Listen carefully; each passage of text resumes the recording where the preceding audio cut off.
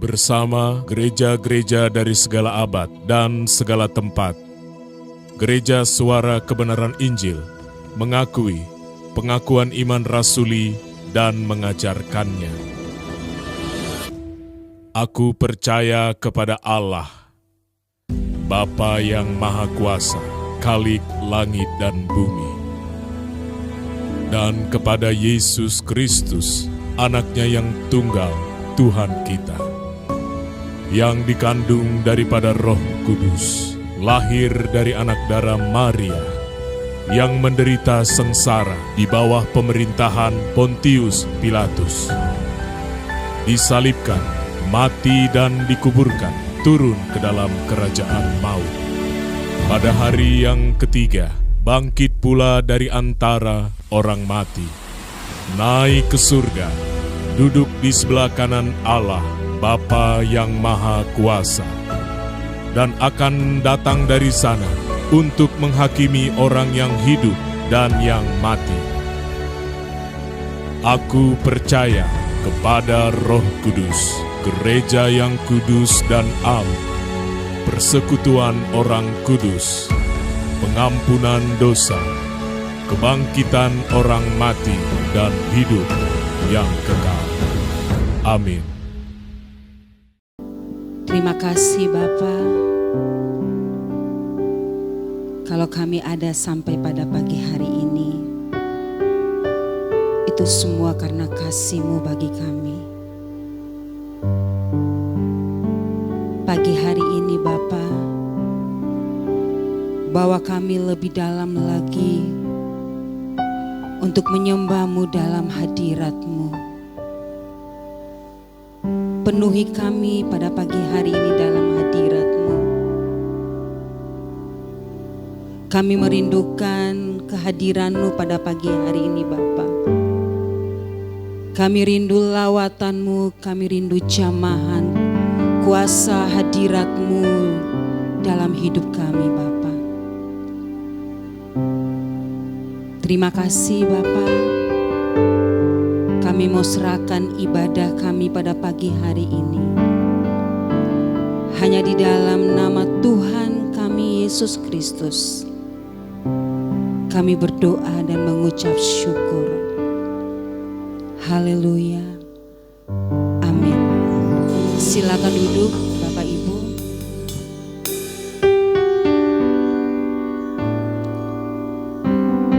Inilah kerinduan hati kami di hadapan-Mu Bapa.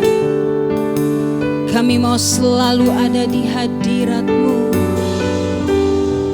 Kami mau selalu menyembah-Mu ya Bapa. Terima kasih Tuhan.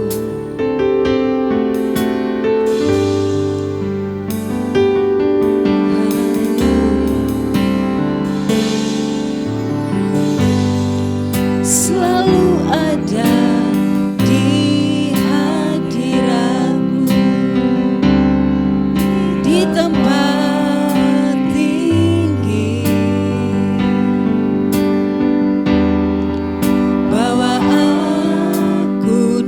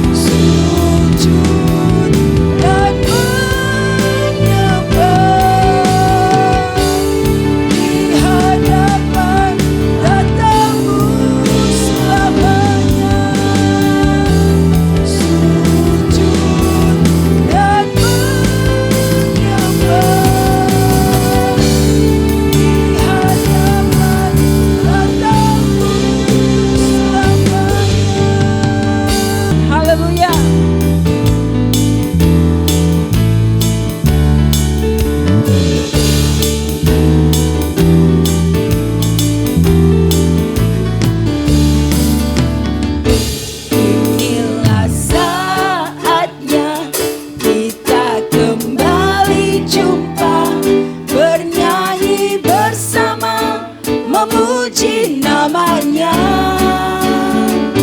Nama yang mulia atas segala nama, nama Yesus Kristus, Tuhan yang berkuasa. Inilah saatnya, saatnya kita kembali jumpa, bernyanyi bersama, memuji namanya.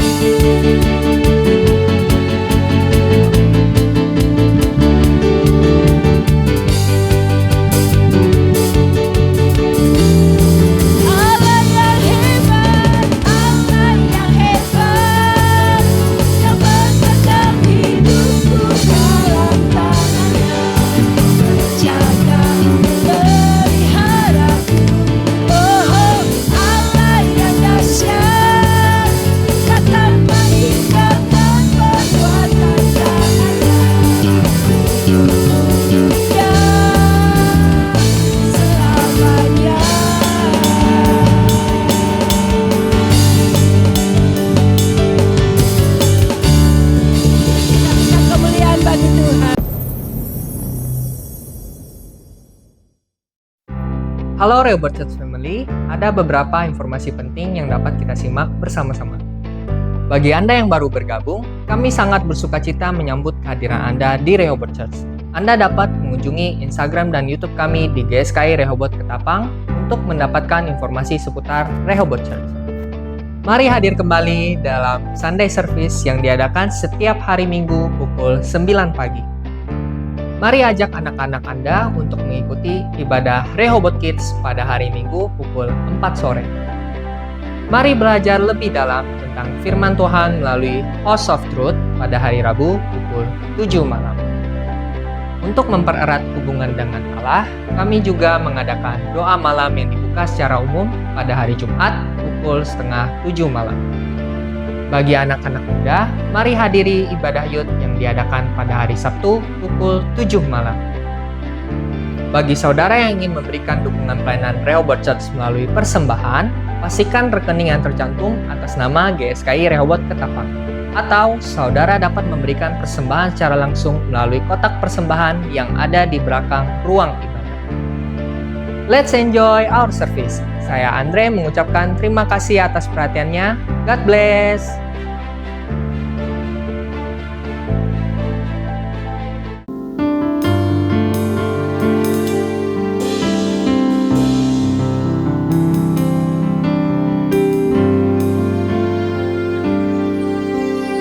Genggamlah hidupku ya Bapa,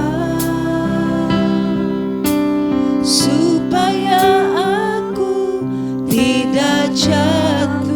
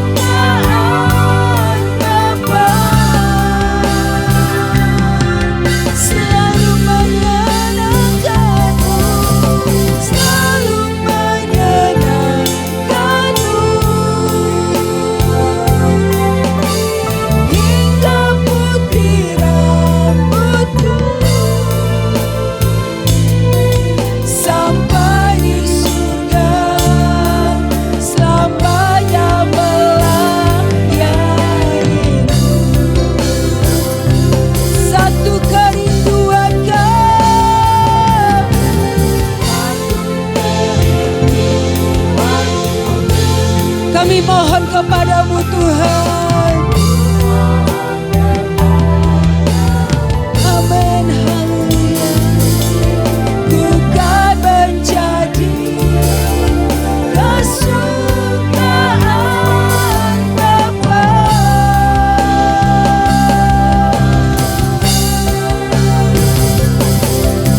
Selalu menyenangkanmu hingga putih rambutku sampai di surga selamanya melayanimu.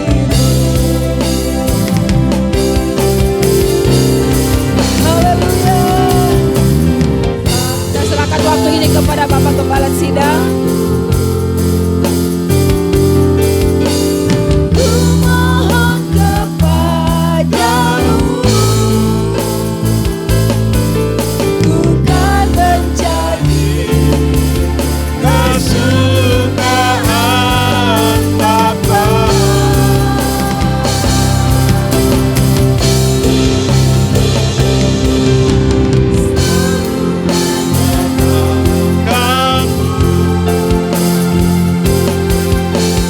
hingga putih rambutku sampai di surga Selamanya melayanimu. sampai di surga sampai di surga selamanya Melayanimu.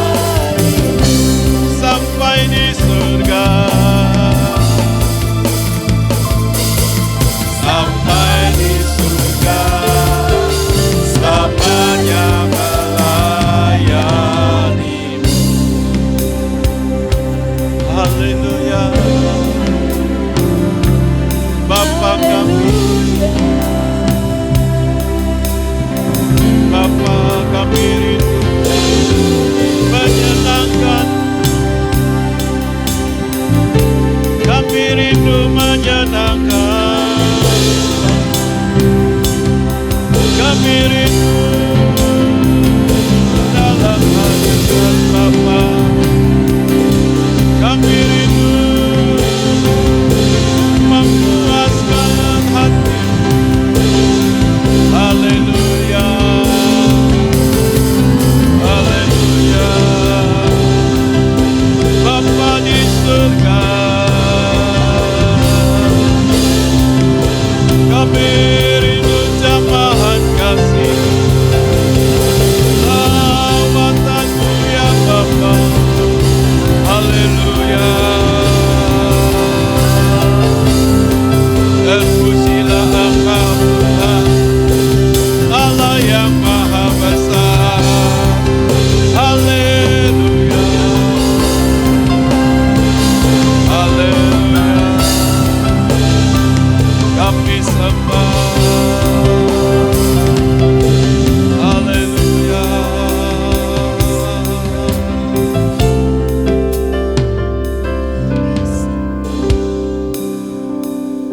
Bapa kami yang ada di dalam sorga, biarlah apa yang kami lakukan di tempat ini mendapat perkenanan daripada Tuhan.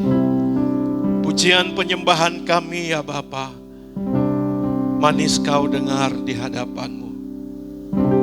Kami sungguh-sungguh mau menyenangkan hati Tuhan. Dan sebentar kami mau mendengarkan kebenaran firman-Mu. Biarlah Kau menuntun kami, Roh Kudus memimpin kami ke dalam segala kebenaran Tuhan. Biarlah hadirat Allah boleh melingkupi kami semua. Jamahan lawatan kuasa-Mu boleh kami rasakan pribadi lepas pribadi ya Bapa. Terima kasih Bapa, saatnya kami mau mendengarkan kebenaran firman. Biarlah Engkau sendiri yang menuntun kami, yang memberkati kami ya Bapa. Di dalam nama Tuhan Yesus, kami mengucap syukur dan berdoa. Haleluya, sama-sama kita katakan amin, amin. Bapak Ibu, kalau Bapak Ibu mengikuti media sosial, saudara, bahwa hari-hari ini sedang viral, sedang ramai, ya, orang yang berpindah keyakinan. Orang yang berpindah dari keyakinan.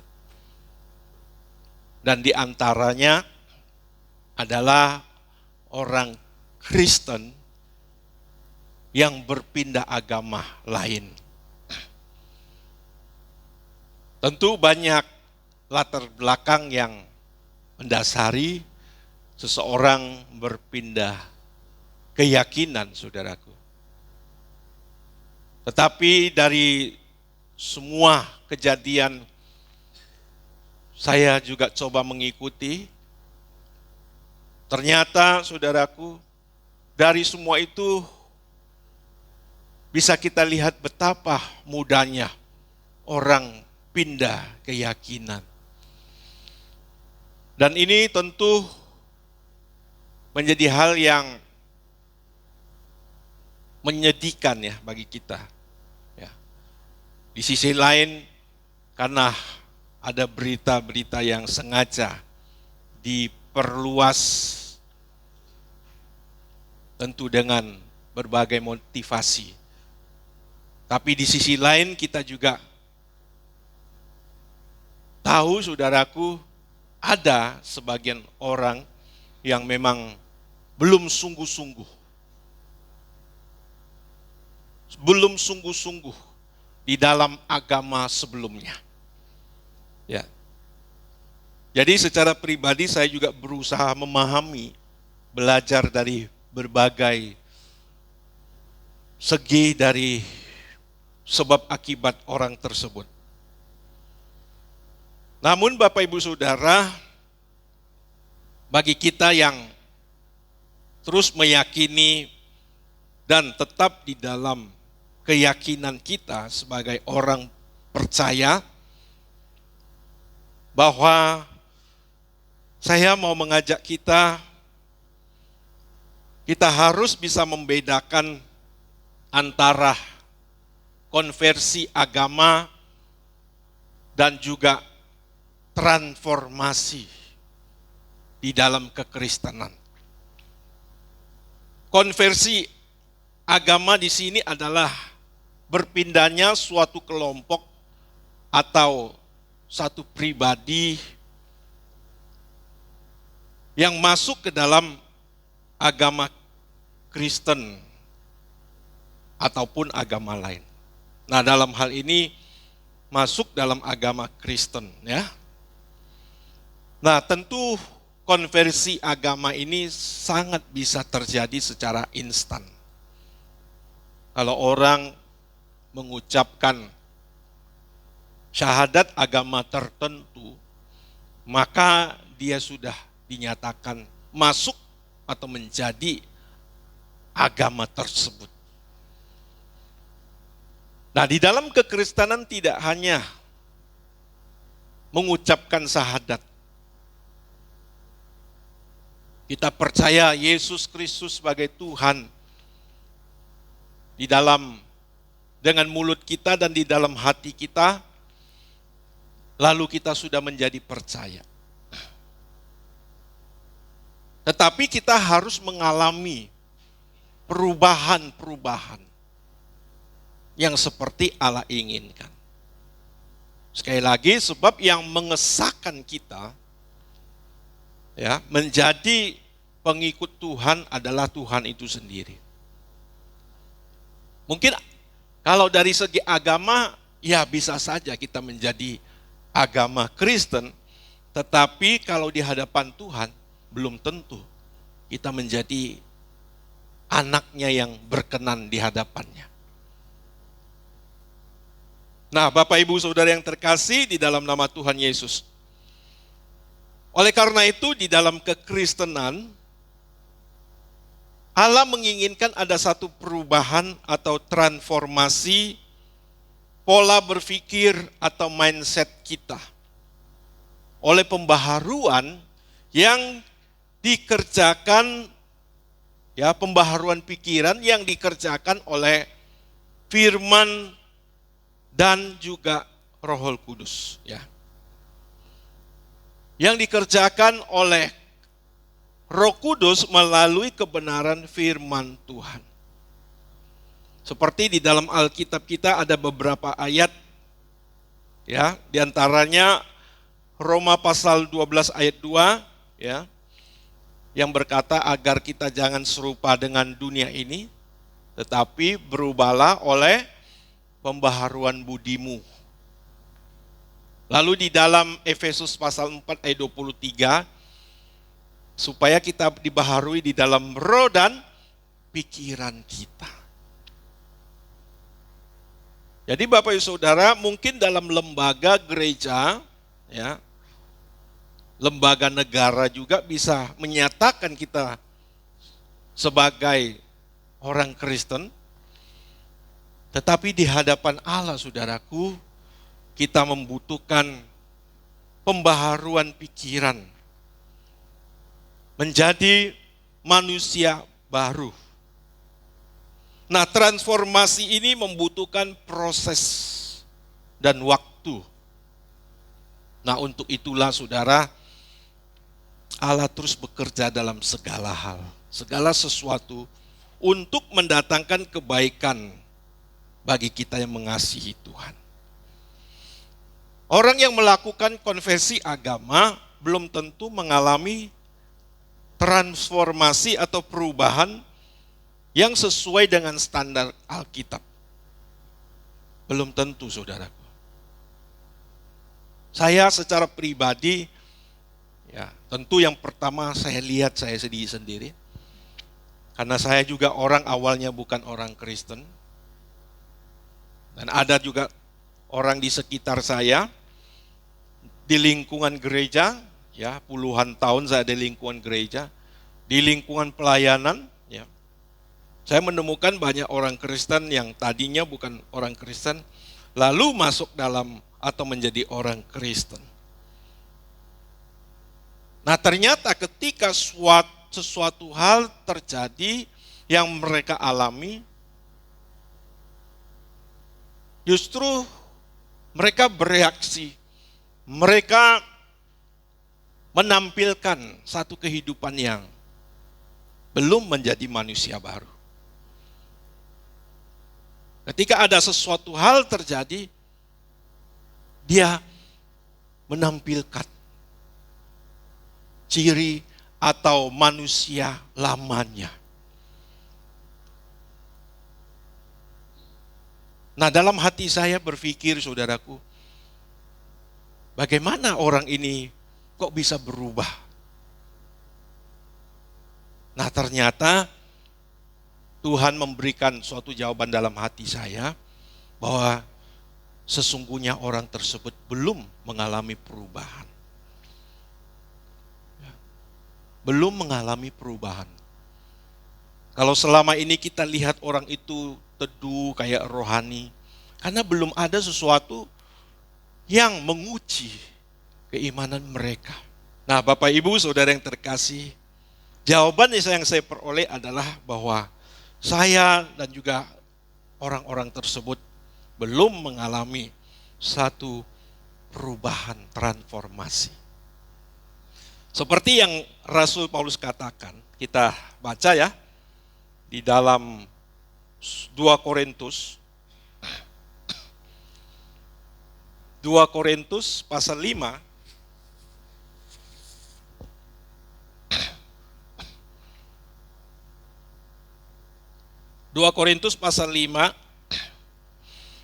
ayat 17. Demikian bunyi firman Tuhan, jadi siapa yang ada di dalam Kristus, ia adalah ciptaan baru. Yang lama sudah berlalu, sesungguhnya yang baru sudah datang. Harusnya kita yang ada di dalam Tuhan Yesus, yang mengalami transformasi, pasti akan berubah menjadi ciptaan baru. Ciptaan baru itu orang-orang yang sudah diproses oleh Allah. Tentu mengalami tahapan-tahapan proses-proses. Dan mereka menjadi pribadi yang tidak sama lagi. Inilah transformasi yang sesungguhnya yang diingini oleh Allah. Nah, Bapak Ibu, kalau saudara mengikuti perkembangan gereja di Indonesia juga, saudaraku, sekitar beberapa dekade yang lalu, berapa puluh tahun yang lalu, bahkan sampai sekarang, ya, gereja banyak berbicara tentang transformasi. Transformasi itu adalah membaiknya keadaan negara kita, ya. Terus membaiknya ekonomi, keamanan, politik, dan juga berbagai aspek dan bidang lainnya. Itu yang diserukan, saudaraku. Kalau seingat saya, tahun 2005 ya, itu pernah diserukan. Ya, tentang transformasi global. Nah, Bapak Ibu Saudara, transformasi harus ya dijalani dan tidak pernah berhenti. Dan transformasi yang sesungguhnya itu haruslah secara batiniah kita. Yang Allah inginkan adalah transformasi secara batiniah kita. Bukan hal yang lain. Seperti yang tertulis di dalam 2 Korintus pasal 4 ayat 16 yang berbunyi, sebab itu kami tidak tawar hati. Ya, tetapi meskipun manusia lahiriah kami merosot, namun manusia batiniah kami dibaharui dari sehari ke sehari. Transformasi yang sesungguhnya adalah yang seperti ini, saudaraku. Yang seperti ini. Yaitu bagaimana manusia batiniah kita terus dibaharui. Nah, apakah kita, saudaraku, hari-hari ini atau selama perjalanan kerohanian kita merasakan pembaharuan manusia batiniah kita, saudara? Nah, ini menjadi pertanyaan besar di dalam diri kita. Kalau Rasul Paulus berkata bahwa manusia batiniahnya semakin merosot, itu bisa berbicara tentang bertambahnya umur, melemahnya organ-organ tubuh kita, metabolisme tubuh kita, saudaraku. Dan yang kedua tentu juga bisa mengarah bagaimana derita yang dialami oleh Rasul Paulus. Seperti yang pernah disampaikan bahwa di dalam tubuhnya ada tanda-tanda salib. Ada tanda-tanda penderitaan. Tetapi manusia batiniahnya semakin bertambah atau dibaharui dari sehari ke sehari. Nah, Bapak Ibu Saudara, saya mau mengingatkan kepada kita bahwa sebagai orang percaya bukan hanya perubahan secara moral atau perilaku yang baik, ya, tetapi juga perubahan pola berpikir kita. Jadi orang Kristen itu bukan targetnya jadi orang baik atau bermoral baik, beretika baik. Ya. Bukan targetnya, artinya bukan tidak kita capai, saudaraku ya. Tapi tidak berhenti di situ. Tidak berhenti di situ. Harus sampai perubahan pola berpikir. Banyak kita jumpai di luar sana orang yang baik, yang berperilaku baik. Tapi belum tentu hidup untuk kemuliaan Allah. Belum tentu hidupnya sesuai dengan kehendak Allah. Belum tentu pikirannya itu berfokus kepada hal kekekalan. Karena banyak landasan dan alasan orang berbuat baik. Tetapi bagi kita, saudaraku, landasan pola berpikir kita adalah kekekalan, saudara. Tidak seperti landasan pola berpikir manusia hari ini pada umumnya, yang bukan kepada kerajaan Allah, tapi dunia ini. Makanya penting sekali, saudaraku, orang Kristen itu pola berpikirnya harus kepada kekekalan. Seperti yang dikatakan dalam salah satu surat di Kolose, kita baca ya. Kolose pasal 3, ayat 1 sampai ayat yang ketiga. Kolose pasal 3 ayat 1 sampai ayat yang ketiga, demikian bunyi firman Tuhan. Karena itu, kalau kamu dibangkitkan bersama dengan Kristus, carilah perkara di atas, di mana Kristus ada, duduk di sebelah kanan Allah. Pikirkanlah perkara yang di atas, bukan yang di bumi. Sebab kamu telah mati dan hidupmu tersembunyi bersama dengan Kristus di dalam Allah. Ketika pikiran kita memikirkan perkara-perkara di atas, saudara, bukan berarti kita menjadi orang yang lalai dalam pekerjaan, rumah tangga. Bukan, saudaraku. Ya.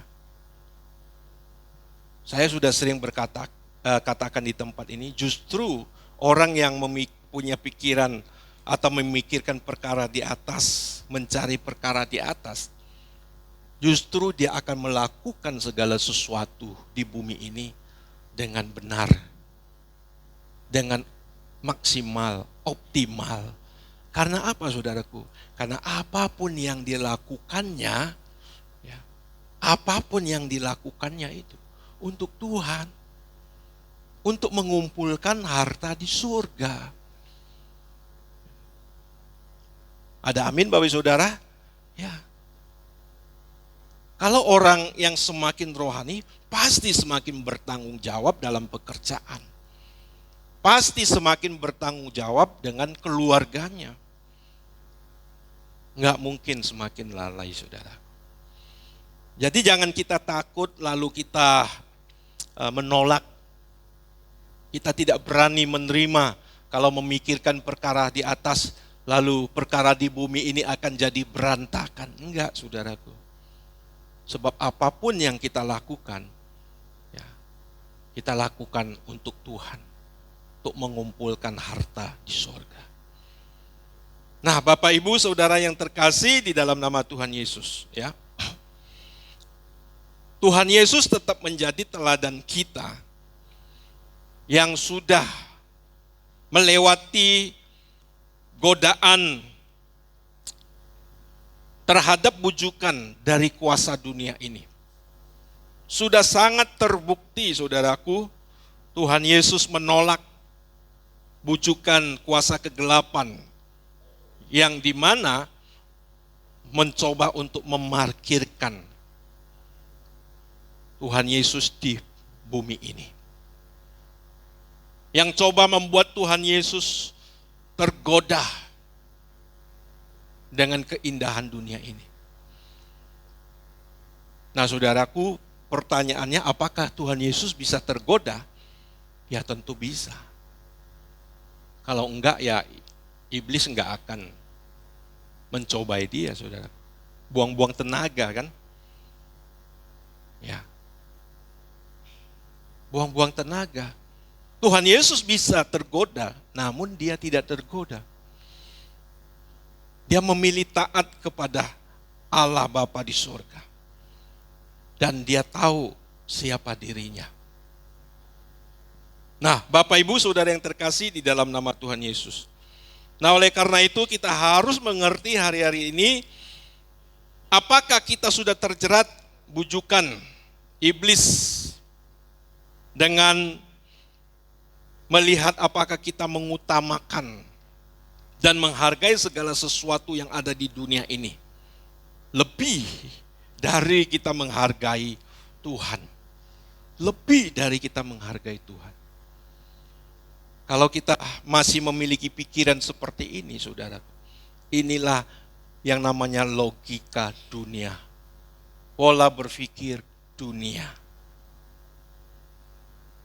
Pola berpikir dunia, saudara. Kalau sudah seperti ini, kita harus berusaha diubahkan oleh Tuhan. Meskipun tidak gampang ya, saudaraku. Karena ada kadar keterikatan kita. Seberapa jauh kita sudah terikat. Jangan-jangan kita sudah dalam taraf di mana kita sudah nggak bisa balik lagi. Ya. Yang disebut sebagai point of no return itu. Titik di mana kita tidak bisa balik. Dari keadaan yang negatif. Dari percintaan dunia. Nah, orang yang seperti ini tidak bisa mengabdi kepada Tuhan sepenuhnya. Orang yang masih terikat dengan pikiran duniawi tidak bisa mengasihi Tuhan sepenuhnya. Karena kita tidak bisa mengabdi kepada dua Tuhan. Tidak bisa mengabdi kepada dua Tuhan. Ya. Makanya kalau kita jadi orang percaya harus sungguh-sungguh. Harus sungguh-sungguh. Kalau kita mau sungguh-sungguh, pasti Allah memberikan kita kemampuan. Membawa kita sampai ke puncak. Sesuai kemampuan kita tentunya, saudara. Makanya saya ingatkan kepada kita, jangan mengukur kerohanian kita dengan kerohanian orang lain. Masing-masing kita punya ukurannya, amin. Kalau saudara tanya, Pak, saya bisa nggak mencapai kedewasaan rohani? Bisa.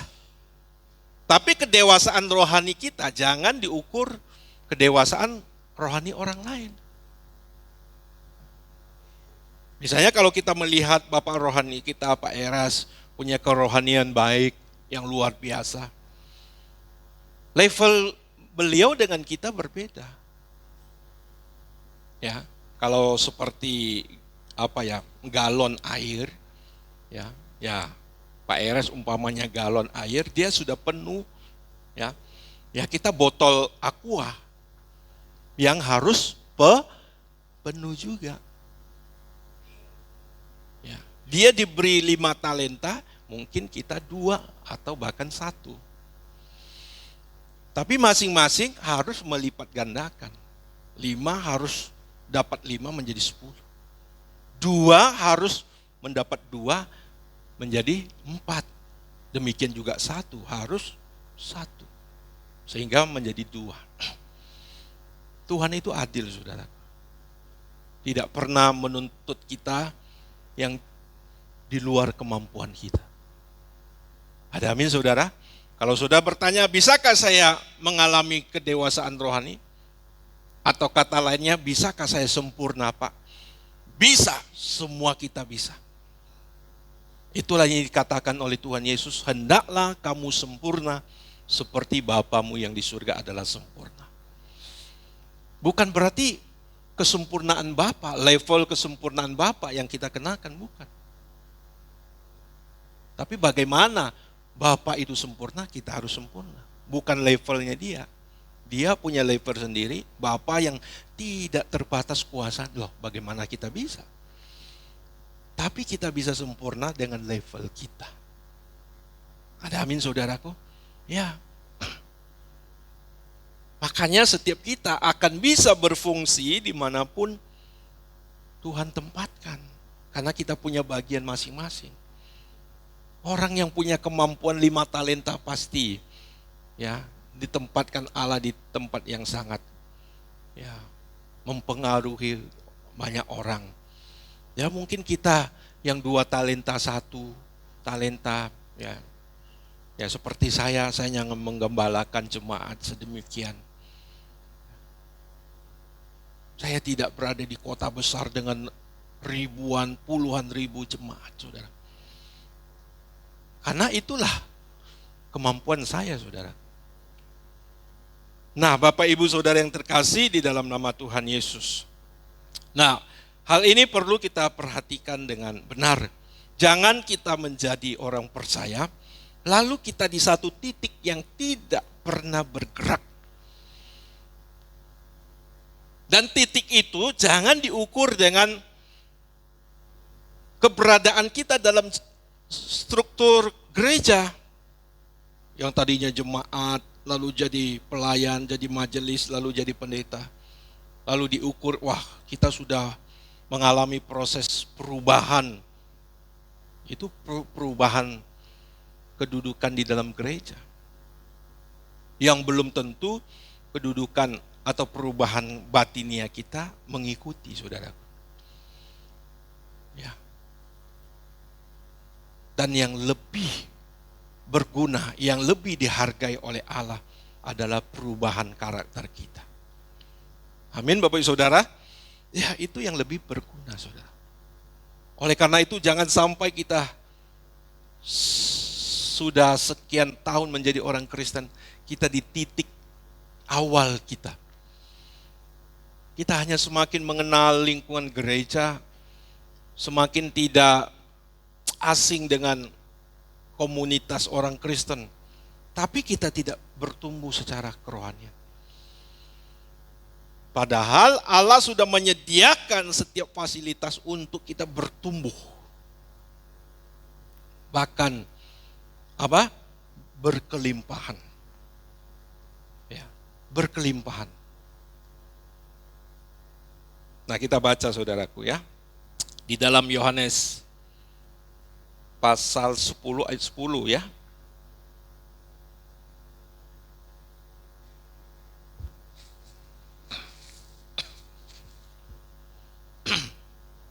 Demikian bunyi firman Tuhan, Injil Yohanes pasal 10 ayat yang ke-10. Pencuri datang hanya untuk mencuri dan membunuh dan membinasakan. Aku datang supaya mereka mempunyai hidup dan mempunyai dalam segala kelimpahan. Ya. Perison ya. Yaitu tinggi secara kualitas. Ya. Tinggi secara kualitas. Nah, ini saudara, ini yang tujuan di mana Allah mengutus Yesus datang ke dunia ini untuk supaya kita yang percaya kepadanya mempunyai hidup. Hidup itu zoe, ya, hidup yang berkualitas. Tidak sekedar hidup seperti hewan, ya, yang makan, ya, lalu kawin mengawinkan lalu mati. Dia memberikan kita hidup, ya, zoe, artinya hidup yang berkualitas. Hidup yang berkualitas. Hidup yang berkualitas itu hidup yang dalam persekutuan dengan Allah, ya. Hidup yang berkualitas itu adalah hidup yang mengalami pemulihan, ya. Pemulihan gambar dan rupa Allah. Itulah yang mau Tuhan Yesus berikan. Makanya banyak orang Kristen tuh salah sasaran, saudara. Kalau ikut Tuhan, ya, yang diutamakan itu yang mereka cari, oke lah saudaraku, kita bisa maklum kalau kita dalam kesulitan kita berdoa sesekali, oke.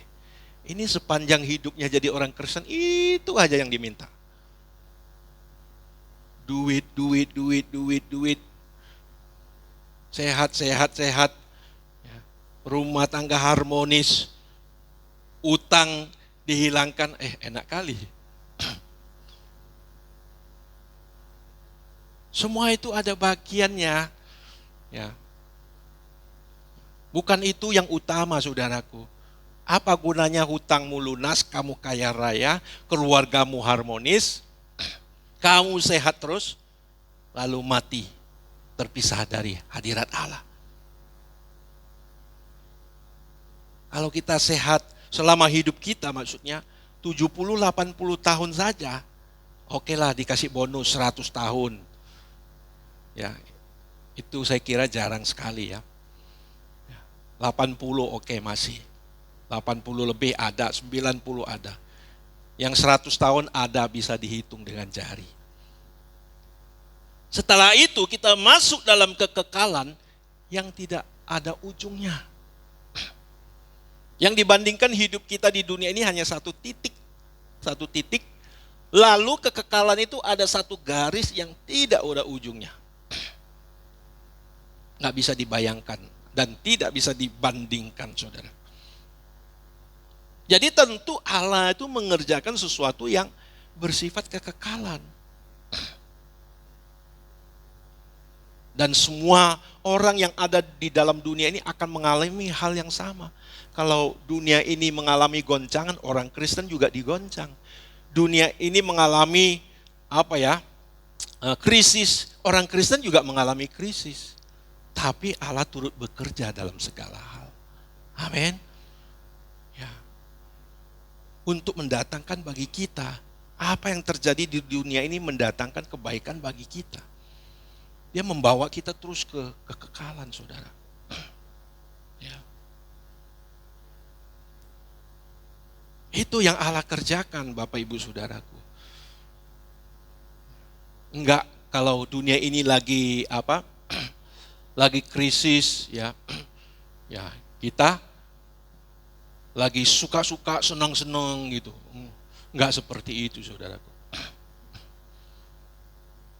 Ada seperti misalnya ada perkataan dulu hamba Tuhan berkata, dunia ini resesi, kita resepsi. Waduh, enggak seperti itu, saudara. Sama kita juga ikut menderita. Cuma bedanya apa yang terjadi, apapun terjadi. Kalau kita mengasihi Tuhan, semua itu mendatangkan kebaikan. Artinya apapun yang kita alami akan menjadi nutrisi untuk pertumbuhan rohani kita. Untuk pertumbuhan rohani kita. Misalnya saat ini ada gempa ya, cukup besar ya, 7,7 skala Richter. Di Myanmar, di Thailand kena, terus di China ya, yang dekat perbatasan Myanmar kena, saudaraku. Lalu dengan kejadian itu, saudaraku, atau orang-orang di sana yang mengasihi Tuhan harus melihat bahwa dunia ini tidak aman, kan begitu. Dunia ini tidak bisa memberikan keamanan bagi kita. Enggak harus tunggu bencana alam juga, saudaraku. Kita kalau satu urat atau di dalam otak kita ini putus satu, saraf putus satu gitu, langsung tumbang gitu, saudara. Langsung jadi orang yang berbeda. Makanya Bapak Ibu jaga kesehatan. Pak, orang yang nggak jaga kesehatan juga ya bisa mati, Pak. Atau sehat-sehat saja. Enggak, kita lakukan bagian kita. Amin. Kita lakukan bagian kita, saudaraku. Jaga kesehatan, ya, pola makan, olahraga. Harus, saudaraku. Ya. Itu bagian kita, saudaraku. Kalau bagian kita aja nggak dikerjakan, waduh. Pasti resikonya semakin besar. Nah, seperti itu Bapak Ibu Saudara yang terkasih ya. Nah, untuk itulah saudara kita perlu dan sangat penting kita harus mengenal kebenaran yang murni. Kebenaran yang murni. Ya. Seperti yang saya sampaikan juga kepada anak-anak youth semalam di sini dan juga di ibadah raya beberapa kesempatan, bahwa semua ajaran gereja kita tidak serta-merta saya terima. Itu juga dalam proses belajar, merenungkan. Saya bandingkan dengan ini. Kalau yang begini dampaknya apa buat saya, yang begitu dampaknya apa buat saya. Ya, karena kita mau ikut Tuhan secara benar. Kita mau ikut kebenaran. Tentu kita kita mau menyesatkan diri kita sendiri atau ikut yang sesat. Apalagi saya banyak rombongan di belakang, saudaraku. Ya. Saya bisa menanggung kesalahan banyak orang loh.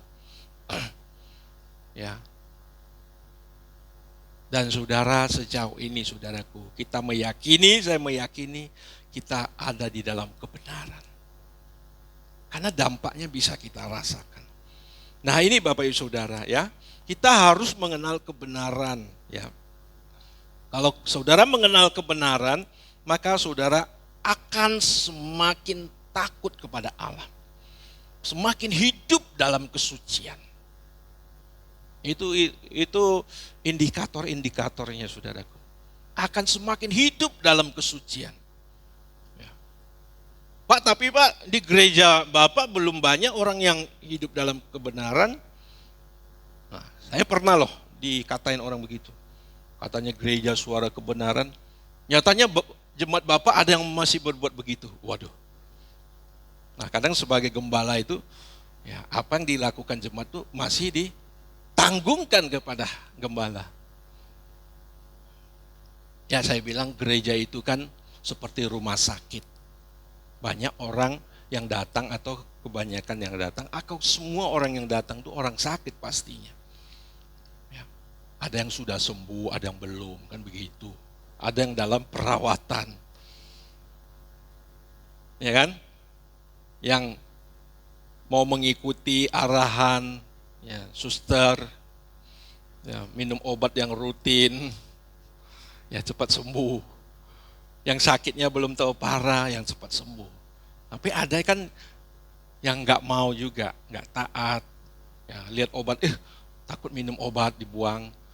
Harusnya dosisnya 1 hari 3 kali, minumnya 1 kali. Ini kebanyakan bapak-bapak begini nih, takut obat. Kalau lihat obatnya banyak. Minum 1 biji, potong sebelah. Ya, seperti itu. Ya, sampai saya buat seperti tantangan. Saya pasti ini orang Kristen yang ngomong seperti itu. Ya udah silakan. Saya nggak tahu nih bapak atau ibu ya yang ngomong ke saya. Bapak ibu lihat di gereja bapak ibu. Ya, lebih banyak orang yang rusak di gereja ibu, bapak atau di gereja saya. Loh, berani loh ya. Ini hati-hati kalau bapak ibu di luar sana buat kekacauan, waduh gereja GSKI itu. Soalnya sudah saya buat seperti head to head begini Bapak Ibu. Ya, saya bilang seperti itu. Silakan lihat di gereja Bapak, Ibu orangnya seperti apa. Jemaat yang dilayani seperti apa. Oh ya, semua pasti masih ada dalam proses perubahan. Tapi lihat yang rohani itu berapa? Yang masih hidupnya amburadul berapa? Nah, ini saudaraku. Jadi hati-hati Bapak Ibu Saudara, jemaat GSKI, hati-hati ya. Soalnya gembalanya sudah membuat tantangan seperti itu. Ya, intinya kalau kita berubah ya untuk Tuhan. Amin Bapak Ibu Saudara, untuk mendapat perkenanan di hadapan Tuhan. Untuk supaya kita layak diperkenan masuk dalam kerajaan sorga. Makanya saya dengan ini saudaraku, maaf ya, saya kadang agak jengkel kalau ada pelayan apalagi yang nggak mau berubah, nggak mau sungguh-sungguh, agak jengkel juga.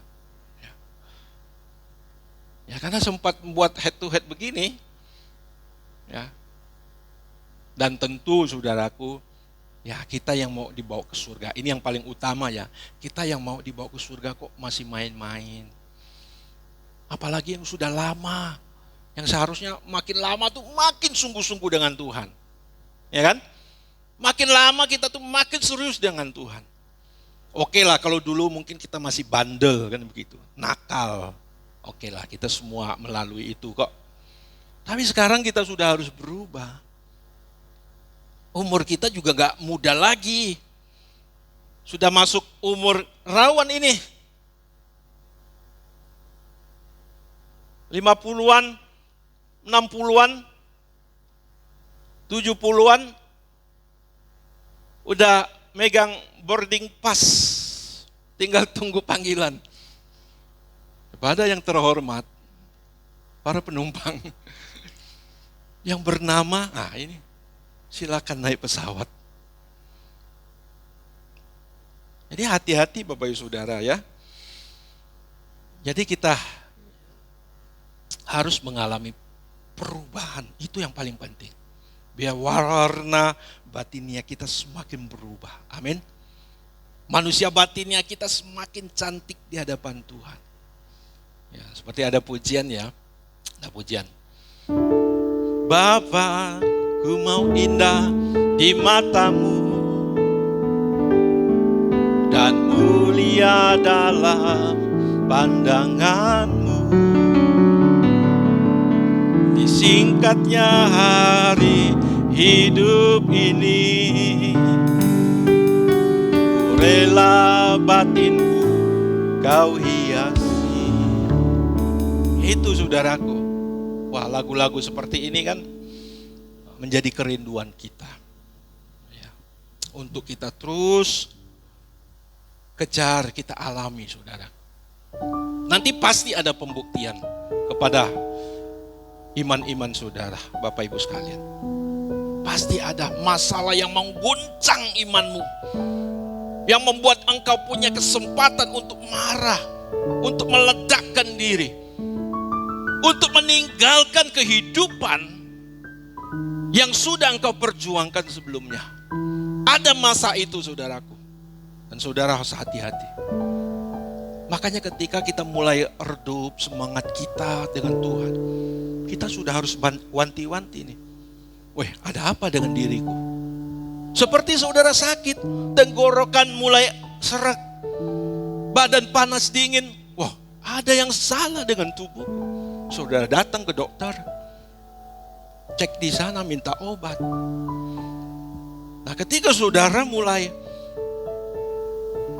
menurun semangat saudara, gairah saudara dengan Tuhan, itu tandanya tubuh rohani saudara udah panas dingin.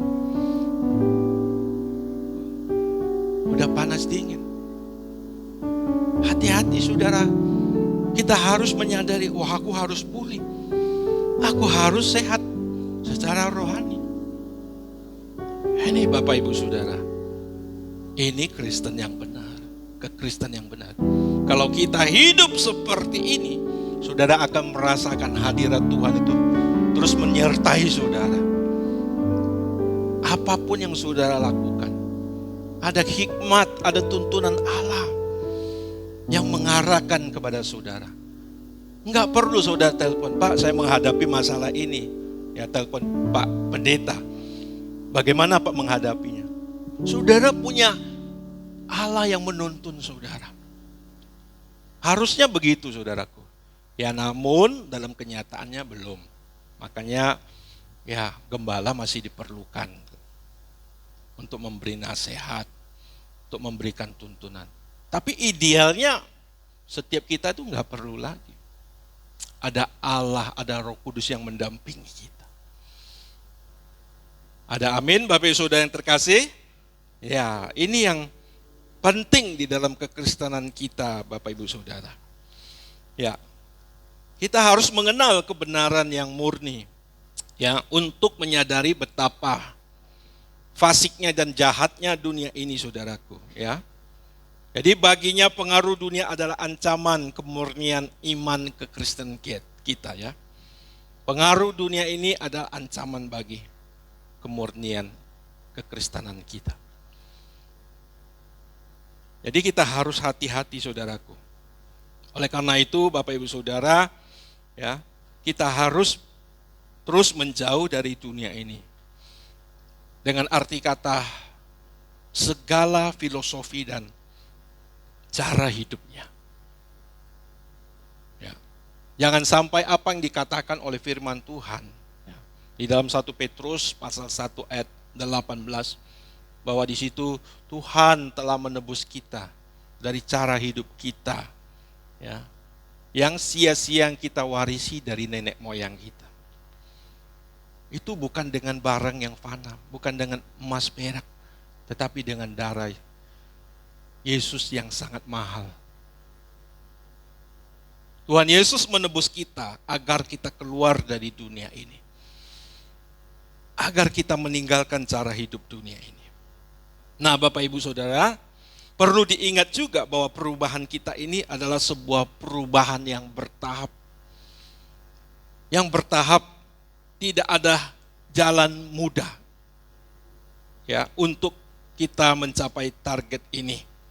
Tidak ada paket khusus, paket kilat ya, tidak ada. Oleh karena itu, perhatikan setiap dentetan kejadian dalam hidup kita.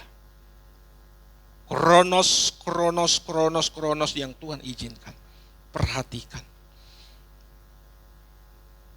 Bapak Ibu ya, banyak orang Kristen tahu ya, misalnya dalam pujian ya, Tuhan engkaulah gembalaku. Ya. Engkau gembala yang baik. Tapi hidupnya tidak digembalakan oleh Tuhan. Dalam praktiknya kita tidak menjadikan Tuhan sebagai gembala kita. Tidak menjadi gembala kita, saudara. Malah kita jalan ke sana kemari sesuka-suka kita, saudara. Nah ini saudara, yang tidak, orang Kristen yang tidak mengalami perubahan di dalam hidupnya, ya, tidak mengalami perubahan dalam hidupnya. Nah Bapak Ibu Saudara, oleh karena itu Bapak Ibu Saudara, mulai kita menyerahkan hidup kita.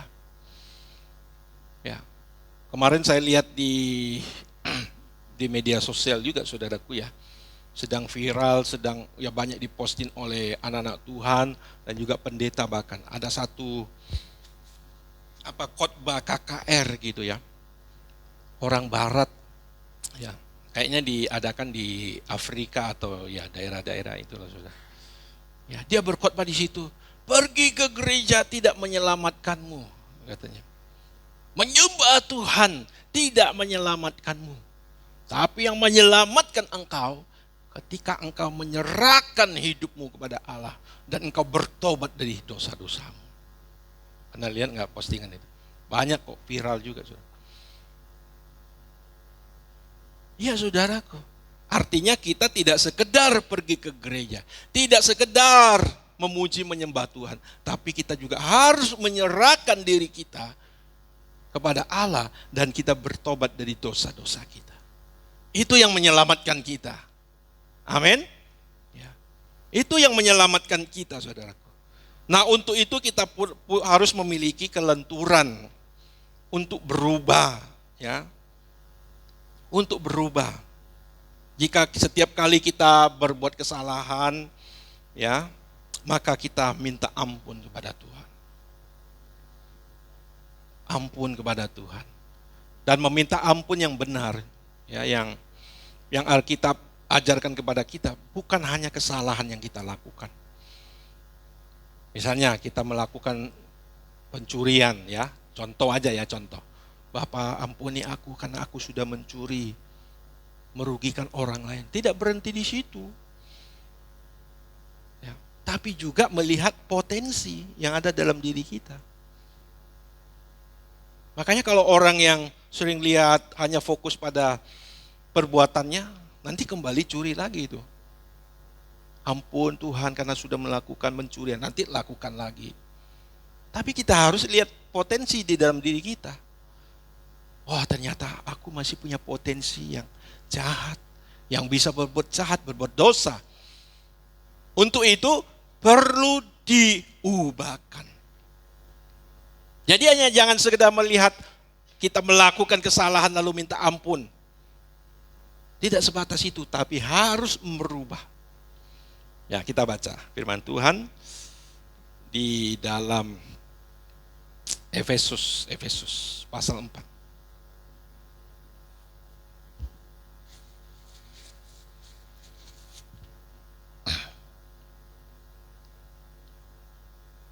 Efesus pasal 4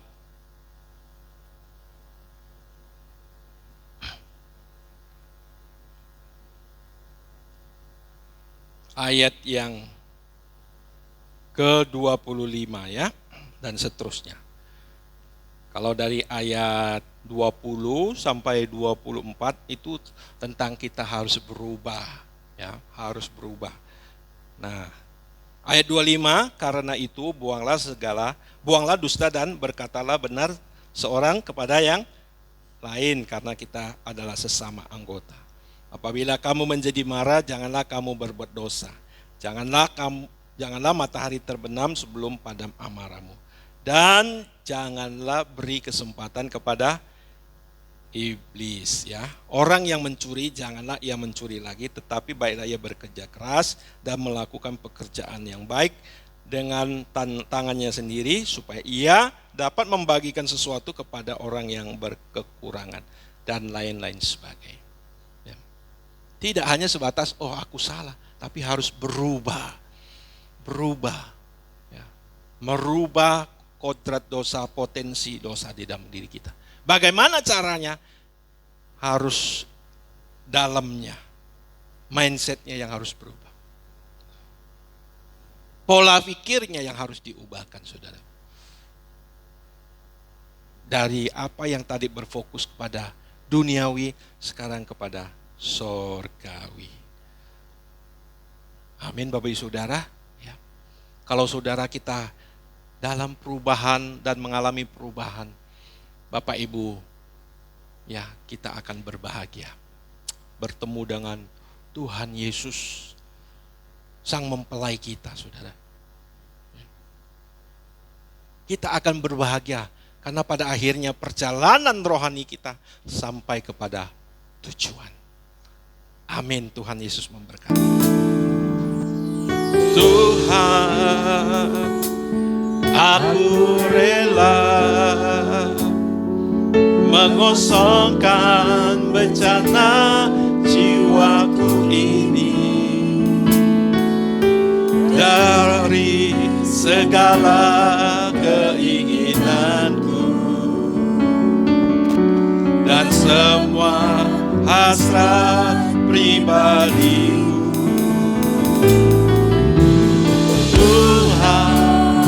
Penuhi aku dengan gairah surgawi nan suci. Ada apapun ku inginin lagi, hanya Engkau hartaku abadi. Saat ku pulang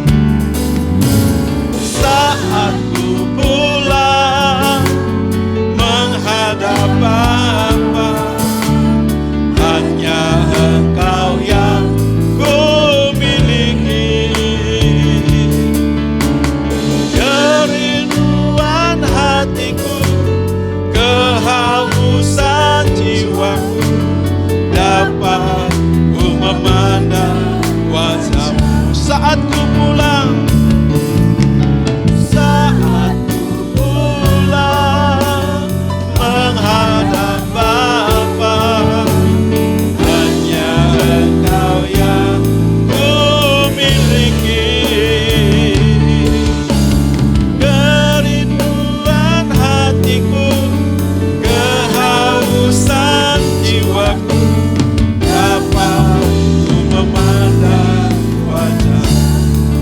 Mari kita teduhkan hati kita sejenak di hadapan Allah. Kita kembali melihat perjalanan kerohanian kita di hadapan Tuhan. Apakah kita sudah mengalami pembaharuan yang Allah sediakan di dalam Kristus Yesus? Jika belum, Bapak Ibu Saudara, kita perlu sungguh-sungguh, kita perlu lebih fokus untuk memperhatikan hal ini. Bahwa mengikut Tuhan tidak cukup kita beragama Kristen, tetapi yang paling penting adalah manusia batinia kita. dibaharui dari sehari ke sehari oleh Roh Kudus dengan landasan kebenaran firman Tuhan. Haleluya. Saya mau mengajak jemaat Tuhan untuk sungguh-sungguh menyerahkan hidup kita seperti tanah yang liat di tangan penjunan untuk membentuk kita menjadi pajangan-pajangan, menjadi bejana-bejana yang indah di hadapan. Haleluya, haleluya. Bapa, Engkau tolong kami, setiap kami di hadapan. Jika kami pernah gagal dan gagal untuk sungguh-sungguh mengikut Tuhan, Bapa, biarlah belas kasih-Mu kepada kami. Kau menolong setiap kami. Kami mau lebih sungguh lagi. Kami mau lebih sungguh-sungguh lagi. Hari ini lebih dari kemarin. Dan besok lebih daripada hari ini. Bapa, kami mau melakukan apa yang sungguh-sungguh Kau inginkan. Agar Bapa, hidup kami yang singkat ini, kami boleh melakukan yang terbaik. Boleh memilih yang terbaik, yaitu hidup seperti Yesus hidup. Haleluya, haleluya, haleluya. Mari kita katakan, saat ku pulang, saat ku pulang menghadap Bapa, hanya Engkau yang ku miliki, kerinduan hatiku. Amin. Kehausan jiwaku dapat ku memandang wajah saat ku pulang, menghadap Bapa, hanya Engkau yang ku miliki, kerinduan hatiku, kehausan jiwaku dapat ku memandang wajah, dapat ku memandang wajah-Mu, dapat ku memandang wajah, dapat ku memandang wajah-Mu, dapat ku memandang wajah-Mu. Mari Bapak Ibu Saudara kita angkat tangan kita di hadapan Allah. Haleluya, haleluya. Biarlah Allah memberkati-Mu, melindungi-Mu, memimpin-Mu dalam perjalanan kerohanian di padang gurun kehidupan dunia ini. Di dalam persekutuan kita bersama dengan Roh Kudus yang terus menolong kita dan juga menjadikan Yesus sebagai teladan dan gembala kita. Terimalah semua berkat ini mulai saat siang hari ini sampai selama-lamanya. Kita yang diberkati Tuhan, kita sama-sama katakan amin. Amin. Tuhan memberkati.